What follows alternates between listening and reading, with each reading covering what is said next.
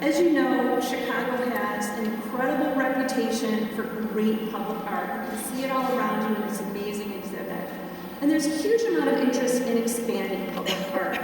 But the reality is we have very limited avenues of support. The city processes for approval of non-city driven projects is unclear.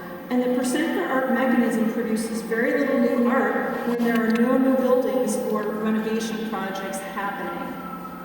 And just to review, I bet most of you guys know all this detail, but just in case you don't, when we say public art, we're using this term very broadly to include all kinds of art in public places.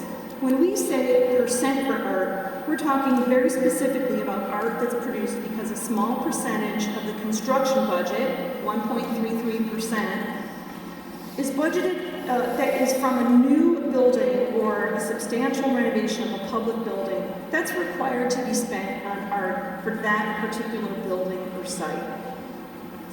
So the city of Chicago has had a percent for art ordinance since 1978. It's not the first one in the country, but is considered really a model for many other cities.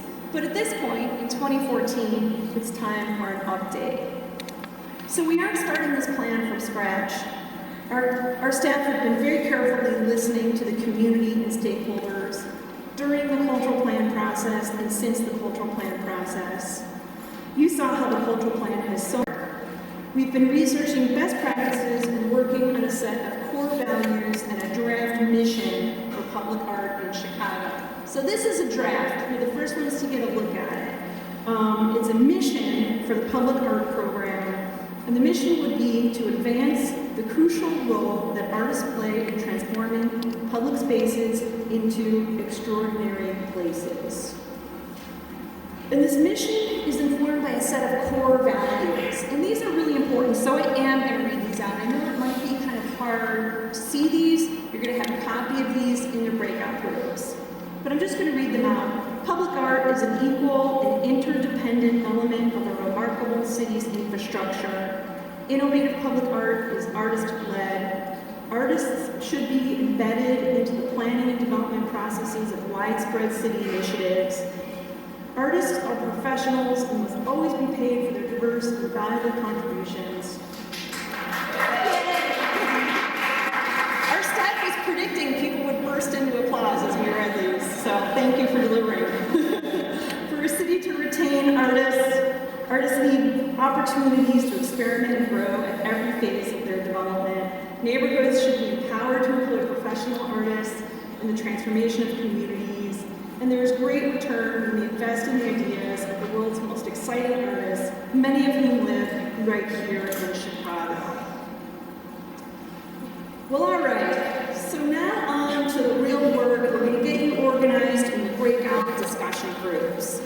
So many of you have a handout that you got when you came in the door. We've identified 6 initial topics that have emerged from all this listening and meetings we've had. And the 6 are, what are the roles and responsibilities of public art? Expanding the traditional definition of public art to include new genres of contemporary works. What are the innovative sites and locations for public art? What are some possible new funding sources? How can we embed artists into municipal, private, and neighborhood development teams? And what are issues specific to public artists and producers of public art? So these are your breakout groups. We're going to come back to those, don't worry.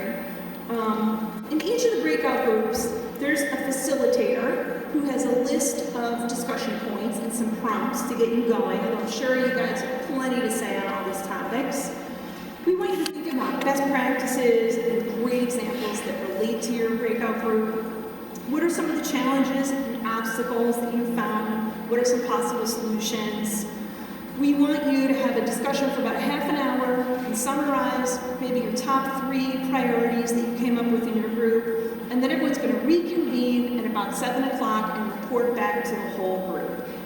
So let's look again at these breakouts. Now we've organized the room. We have a pretty big crowd tonight, so we're going to think on our feet.